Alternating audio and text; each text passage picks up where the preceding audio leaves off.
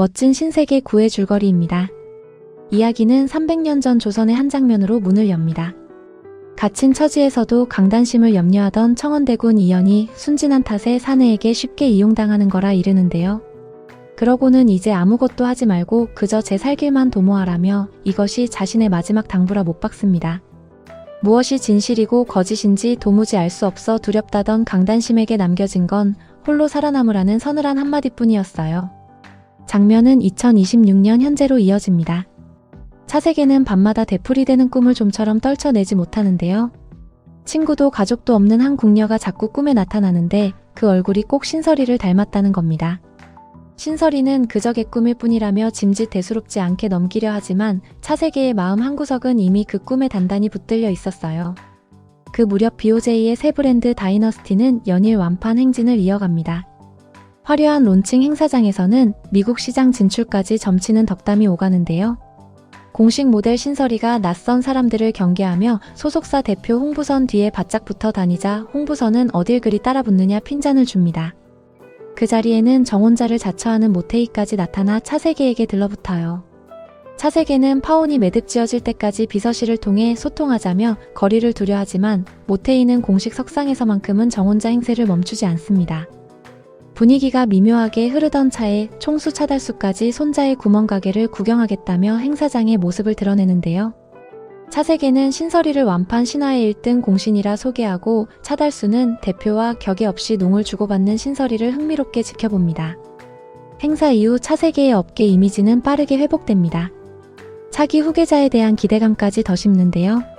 그러나 같은 시각 최문도는 수행원 서남진을 향해 과거 차세계의 약을 바꿔치기 하도록 매수했다가 의식을 잃은 간호사 안성희를 두고 은밀한 계략을 다집니다.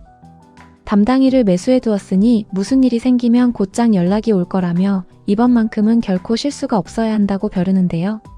비행기 독살 사건의 입막음 대상이었던 안성희를 둘러싼 그림자가 다시 짙어집니다. 차세계는 친구이자 정신과 의사인 선우정연을 다시 찾아갑니다. 반복되는 꿈을 두고 예지몽이니 환생이니 갑론을박이 오가는데요. 꿈속 임금의 얼굴이 다름 아닌 최문도를 닮았다는 사실에 차세계는 묘한 불안을 느낍니다. 그는 꿈도 꾸지 않을 만큼 독한 수면제를 청하지만 선우정연은 시간이란 일직선이 아니라 과거와 현재가 동시에 존재할 수도 있다며 알 듯 모를 듯한 말만 늘어놓아요. 이 와중에 차세계는 어금니 통증에 시달리기 시작합니다. 결제 서류와 함께 올라온 드라마 여인의 왕국 대본을 보던 그는 신설이가 남자 배우와 합방 장면을 찍는다는 사실에 발끈하는데요. 결국 광고주의 힘을 빌려 그 장면을 통째로 드러내고 중전의 친잡내 장면으로 바꿔버립니다. 덕분에 신설이는 단독신에서 나비까지 날아드는 즉흥 사행시 연기를 선보이며 감독의 마음을 단숨에 사로잡아요. 차세계는 신설이의 합방 장면이 확실히 빠졌는지 촬영장까지 직접 찾아와 확인하고 신설이의 상대역 남자 배우에게 괜한 스킨십은 자제하라며 으름장까지 놓습니다. 신설이는 대본을 바꾼 장본인이 차세계임을 눈치채지만 그는 남자 배우를 보호하려 한 것뿐이라며 능청을 떱니다. 한편 의식을 잃었던 간호사 안성희가 끝내 깨어나 병원을 빠져나갑니다. 최문도 측은 그녀의 동선을 쫓으며 절대 외부인과 특히 차달수나 차세계 쪽과 접촉해서는 안 된다며 다급해하는데요. 마침 미국에 있는 아들 최서준을 보러 가려고 비행기를 예약해 두었던 최문도는 일정을 급히 미루며 사태 수습에 매달립니다. 차세계의 어금니는 결국 매복 사랑니로 밝혀져 전신 마취 수술까지 받게 됩니다. 신설이는 떠나려다 말고 그의 곁을 지키는데요. 부어오른 뺨을 가라앉히려 맨손으로 얼음을 들고 달려오는 신설이를 보며 차세계는 마음이 흔들립니다. 수술을 앞둔 그가 가지 말라 붙드는 모습 위로 뒤주에 갇혔던 강단심에게 손 내밀던 청원대군 이연의 기억이 겹쳐지며 두 시대의 인연이 포개집니다. 그리고 차세계는 수면 마취에 든 사이 또 한 번 조선의 꿈을 꾸는데요.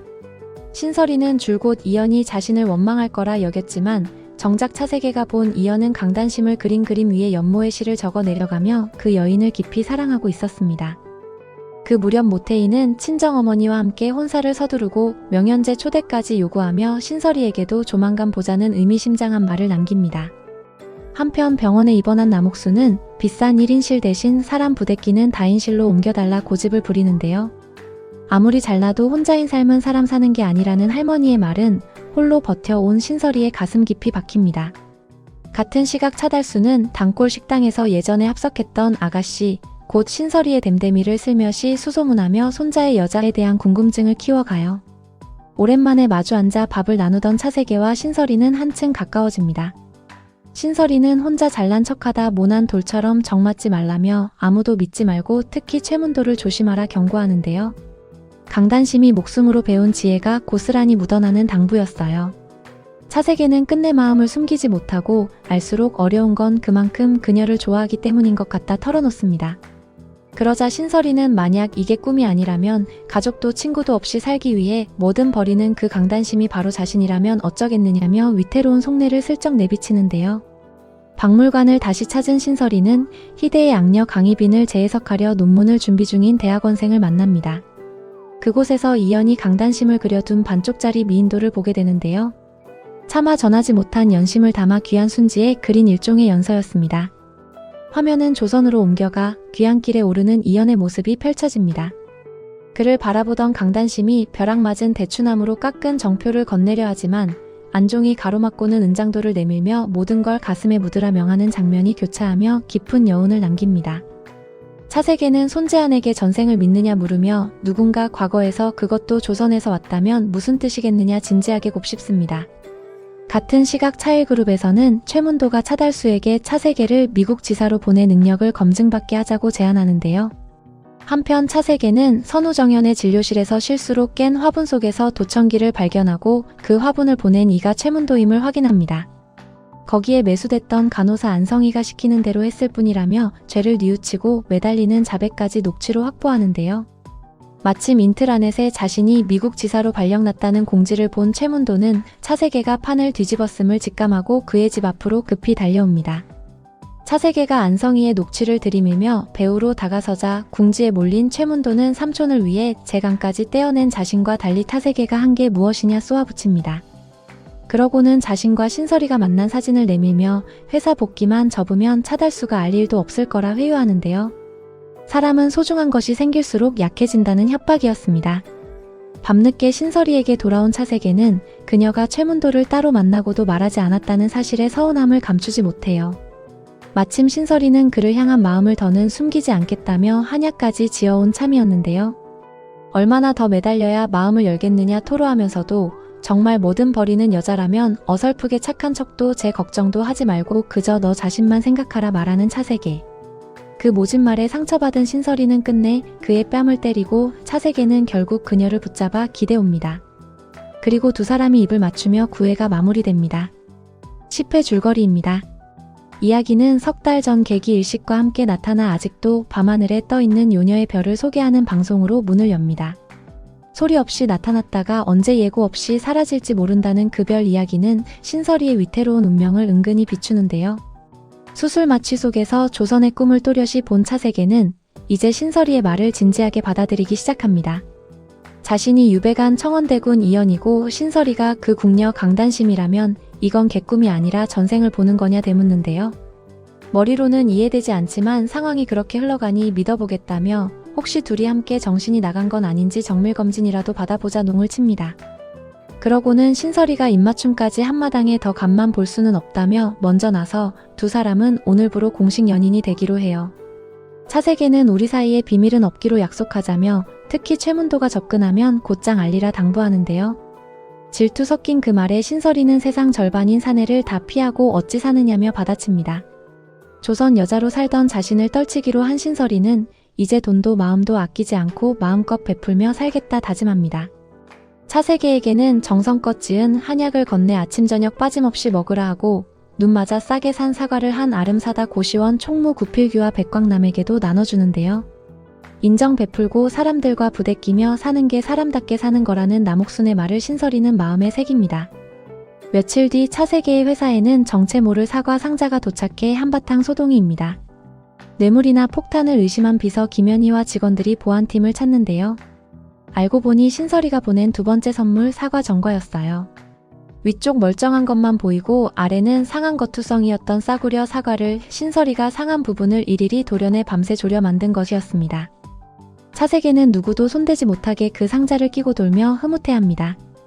한편 차세계 측은 매수당했던 간호사 안성희를 보호하며 상황이 정리되는 대로 자수시키되 출혈은 최소화하기로 가닥을 잡습니다. 차일그룹에서는 판이 완전히 뒤집힙니다. 차세계가 최문도의 계략을 거꾸로 받아쳐 차달수가 최문도를 미국 지사로 사실상 좌천시킨 거예요. 차달수는 회사를 제 것처럼 여기며 몸바쳐 온 최문도의 속내를 이미 꿰뚫고 있었고 미국에 있는 아들 서준 곁에서 아비 노릇이나 하고 오라며 그를 내보냅니다. 손재아는 차달수가 진작 변호사를 불러 차세계에게 그룹을 물려주는 유언 공증까지 마쳤다 전하는데요. 차세계는 최문도가 미국으로 떠나기 전까지 도청기 일을 비롯한 모든 사실이 할아버지 귀에 들어가서는 안 된다며 입단속을 시킵니다. 낙동강 오리알 신세가 된 두 고모 차주랑과 차주민은 무당을 찾아가 매달려보지만 정작 그 무당이 신설이의 멘토 금정이라 헛걸음만 하고 맙니다. 미국행을 통보받은 최문도는 아들 서준이 운동 중 다쳤다는 소식에 제게 보고하지 않은 직원을 그 자리에서 해고할 만큼 날이 서 있었어요. 그러던 차 신설이가 차세계를 찾아와 난데없이 데이트를 청합니다. 거창한 이벤트를 기대한 차세계와 달리 신설이는 빵집 순례를 데이트라 우기고 끝내 정인들의 명소라는 남산 케이블카로 그를 이끄는데요. 사랑의 자물쇠 앞에서 차세계는 함께 채우자 하지만 신설이는 다음에 왔을 때 그것이 사라지고 없으면 서운할 것 같다며 끝내 마다합니다. 차세계는 흔하디 흔한 것도 너만 있으면 특별하다며 외로운 제 속내를 슬쩍 내비치고는 절대 너를 혼자 두지 않겠다 약속해요. 촬영장에서는 윤지호의 견제가 거세집니다. 자신은 발연기라 조롱당하는데 신설이만 떠받들어지는 것이 못마땅한 윤지호인데요. 마침 백광남이 운전하는 차에 실수로 올라탔던 윤지호는 그때 험한 말을 들은 것이 마음에 걸려 신설이에게 매니저 백광남을 자르라 압박하며 제 사람을 심으려 듭니다. 거기에 누군가는 신설이의 의상을 빼돌리는 등 크고 작은 방해가 이어지지만 신설이는 흔들리지 않고 제 길을 갑니다. 명현제에서는 차달수가 모태이와 그 모친을 식구처럼 맞아 약혼 이야기를 꺼냅니다. 그러나 차세계는 그 자리를 박차고 나와 비서실을 통해 분명히 파혼을 통보했음을 상기시키며 모태이에게 더는 내 여자를 모욕하지 말라 못을 박는데요. 같은 시각 차세계는 이사회에까지 예고 없이 들어가 자신을 외부인 취급하며 핏줄을 운운하는 임원들의 치부를 하나하나 들춰내며 기선을 제압합니다. 뒤이어 나타난 최문도와도 정면으로 부딪혀 봐주는데도 한계가 있으니 뒤에서 수작 부리지 말고 정면으로 들어오라 경고해요. 비극은 조용히 다가옵니다. 치매가 깊어진 남옥순이 자꾸 병원을 빠져나가 신설이를 애태우는데요. 병원을 찾은 차세계는 한도 없는 카드로 남옥순의 병원비를 대신 치르고 그녀에게 신설이의 남자친구라 정식으로 인사를 올립니다. 남옥순은 그런 차세계를 흐뭇해하며 어른스러운 척하지만 속은 여전히 아이인 손녀를 부디 혼자 두지 말고 꼭 안아달라 당부합니다. 그러나 위기는 사방에서 조여옵니다. 사라졌던 남옥순을 신설이가 가까스로 찾아냈는데 그녀의 손에는 건물 매매 서류가 들려 있었어요. 정신이 오락가락하는 남옥순을 노려 최문도가 식당을 사들인 것으로 꾸민 것이었습니다. 분을 참지 못한 신설이는 곧장 최문도를 찾아가 거세게 항의하고 뒤따라 달려온 차세계는 그 서류가 법적 효력이 없다며 약취유인죄로 처벌하겠다 으름장을 놓는데요. 하지만 신설이가 또 최문도와 엮였다는 사실에 차세계는 그냥 제 뒤에 숨으라며 지켜주겠다 하고 신설이는 자신을 무력한 사람 취급하는 그 말이 더 큰 상처라며 등을 돌려버려요. 그 무렵 차달수는 식당에서 신설이와 우연히 마주칩니다. 함께 밥을 먹으며 차달수는 어릴 적 외롭게 자란 손자에게 손찌검까지 했던 회한을 털어놓고는 서로 외로운 사람끼리 기대는 짝이 아니라 든든한 가문이 짝을 만나길 바란다며 신설이를 향한 마음을 에둘러 거둡니다. 그런데 바로 그 순간 트럭 한 대가 식당으로 돌진해 두 사람을 그대로 들이받는데요. 차달수는 의식을 잃고 신설이는 걸려오는 차세계의 전화조차 받지 못한 채 정신을 잃어가는 모습으로 10회가 막을 내립니다. 9회와 10회는 멀어졌다 다시 끌어당기는 진폭이 무척 큰 구간입니다. 9회가 차세계의 꿈을 통해 전생이라는 판타지의 빗장을 슬며시 풀어둔 회차라면 10회는 그 위에서 두 사람을 정식 연인으로 묶어두고 곧장 시련을 퍼붓는 구조인데요. 로맨스의 단맛과 비극의 그림자를 같은 화면에 겹쳐놓는 솜씨가 돋보입니다. 특히 인상적인 건 외로움이라는 정서가 시대를 가로질러 변주된다는 점이에요. 홀로 살아남으라던 조선의 명, 혼자인 삶은 사람 사는 게 아니라는 남옥순의 말, 손자가 부대끼며 살길 바라는 차달수의 회한이 한 줄로 이어지면서 신설이와 차세계가 서로에게 처음 생긴 내 편이 되어 가는 과정에 묵직한 설득력을 더합니다. 사과 전과 한 상자처럼 사소한 소품에 인물의 마음을 눌러 담는 연출도 이 드라마의 강점인데요. 다만 9회의 어금니 통증부터 10회 트럭 사고까지 위기를 만들어 내는 장치가 다소 자기적으로 느껴지는 대목도 있습니다. 최문도의 계략 역시 치밀함보다 인물들의 감정을 흔들기 위한 도구로 소비되는 인상이 없지 않고요. 그럼에도 신설이가 위약을 거두고 마음을 여는 흐름, 차세계가 가문이 반대와 정면으로 맞서는 전개는 다음 회를 향한 긴장을 단단하게 끌어올립니다.